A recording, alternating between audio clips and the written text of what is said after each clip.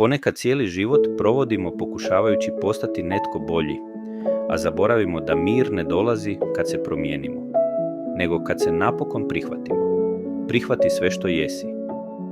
I ono što voliš i ono što skrivaš, jer svaka tvoja mana ima razlog i svaka tvoja greška lekciju. Prestani se uspoređivati. Nitko ne zna koliko si puta ustao kad si mislio da ne možeš više. Oprosti sebi. Za sve trenutke kad nisi znao bolje, sad znaš.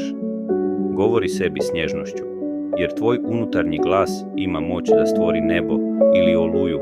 Udahni duboko. Osjeti kako tvoj mir ne dolazi izvana, nego iznutra. I zapamti. Prihvatiti sebe nije slabost. To je najhrabrija stvar koju možeš učiniti.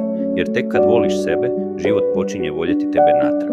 Ako ti je ovo dotaknulo dušu, zapamti ovu stranicu. Ovdje učimo rasti, iscijeliti i pronaći svoj unutarnji mir.